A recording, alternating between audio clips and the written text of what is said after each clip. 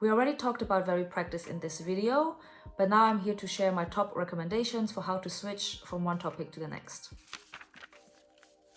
So first of all, you can switch between different subjects. You can start to learn about psychology, which studies human behavior, and then go to studying literature, where you can observe and read about this human behavior. And stories in general are great for learning, so that's a great combo. You can also switch within the same subject. So if you're really into history, you can learn about the political events, you can learn about the social history, you can read the literature, what people used to eat and how they used to dress. All that helps you to learn more about that period of time.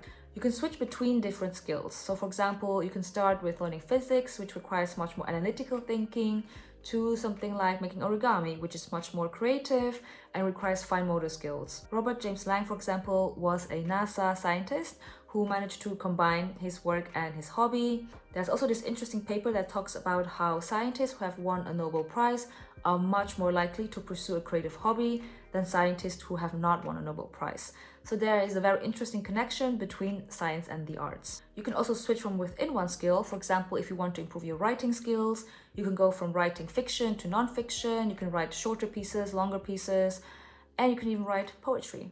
Use varied practice for things you want to remember in the long run.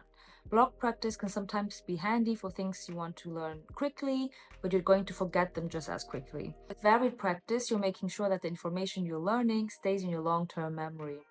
Only switch between topics that you are kind of familiar with. Because if you switch between topics that you have zero knowledge about, then you're going to have a pretty hard time learning. And your brain is just overflowing with information. It cannot process everything at once, and that has a bad impact on learning.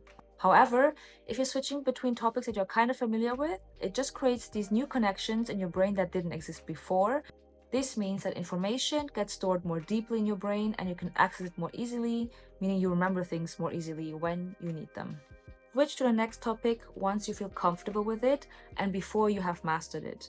If you're learning a list of vocab and you have 90% of the words correct, then it's time to move on to maybe verb conjugations.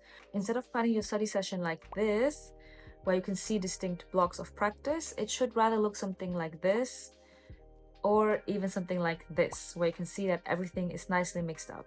Try to be creative as possible with your varied practice. I think this is a very underestimated aspect of learning, but learning is a lot about being creative. When we make learning personal to us and we make connections between things that are important and relevant to us, that means that this learning becomes also more memorable to us.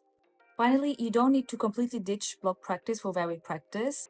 Ideally, you start off with block practice if you're unfamiliar with a topic, and then you slowly switch over to varied practice and you start mixing it up with other learning subjects. So hopefully this has helped to clarify some of the questions around how and when to use varied practice, but here are again some main takeaways.